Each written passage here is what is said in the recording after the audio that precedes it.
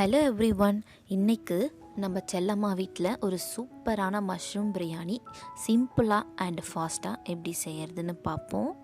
அதுக்கான பொருட்கள் எப்படி செய்வதுன்றத வீடியோவில் பார்க்கலாம் வாங்க. ஃபஸ்ட் ஒரு கடாய் ஹீட் பண்ணிவிட்டு 3 டேபிள் ஸ்பூன் அளவுக்கு எண்ணெய் சேர்த்துக்கோங்க. 2 பிரிஞ்சி இலை, கல்பாசி 1 டீஸ்பூன், 3 அன்னாச்சி பூ மொக்கு, அப்புறமா ஜாவித்ரி ஃப்ளவர் சொல்லுவாங்க, ஜாவித்ரி பூ அது 3 பச்சை மிளகாய், இஞ்சி பூண்டு பேஸ்ட் 3 டேபிள் ஸ்பூன். இது எல்லாத்தையுமே நல்லா பச்சை வாசனை போகிற அளவுக்கு வதக்கிக்கோங்க. அப்புறமா 1.5 கப் அளவுக்கு வெங்காயம் நல்லா நீட்டு வாக்கில் அரிஞ்சு அதையும் இது கூட பச்சை வாசனை போகிற அளவுக்கு வதக்கிக்கோங்க.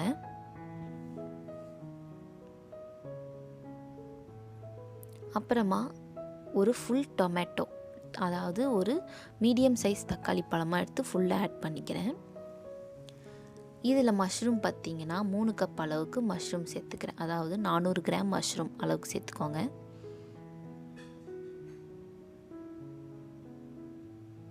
நல்லா இந்த மாதிரி பெருசாக அரிஞ்சிக்கோங்க.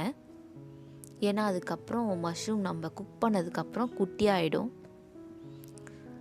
இப்போது ஒரு டேபிள் ஸ்பூன் அளவுக்கு காரத்தூள், 2 டேபிள் ஸ்பூன் கரம் மசாலா, கொஞ்சமாக மஞ்சத்தூள், 1/2 டீஸ்பூன் அளவுக்கு ஜீரகப்பொடி இதெல்லாம் சேர்த்து கிளறிக்கோங்க.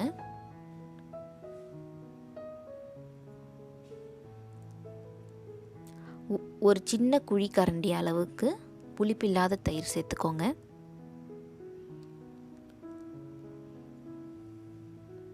இப்போது நம்ம எவ்வளோ அரிசி எடுத்து வச்சுருக்கோமோ அதுக்கு தேவையான அளவுக்கு தண்ணி சேர்த்துக்கோங்க.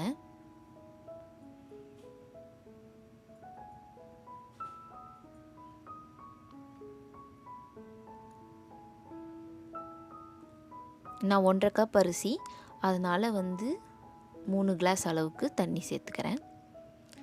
இப்போது நம்ம புதினா அப்புறம் அரிசி சேர்த்துக்கலாம்.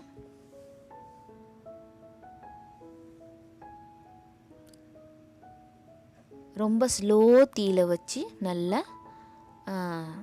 கொதிக்க வைங்க. அரிசியை ரொம்ப ஸ்லோ தீயில வச்சு நடுவில் கிளறி விட்டுக்கோங்க. இப்போது கொஞ்சம் வெந்ததும் எலுமிச்சை பழம்,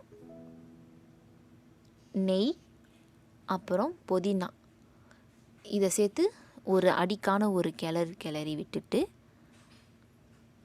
திருப்பியும் தம் பண்ணி வச்சிடலாம். மூடி போட்டு மூடி வச்சிடலாம்.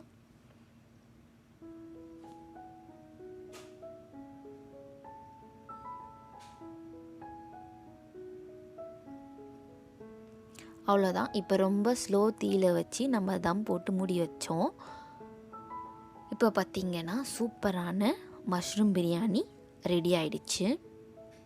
ஸோ இது ரொம்பவே ஃபாஸ்ட்டாக குயிக்காக டேஸ்ட்டாகவும் இருக்கும் அதே சமயம். ஸோ கண்டிப்பாக இந்த பிரியாணியை செஞ்சு பாருங்கள்.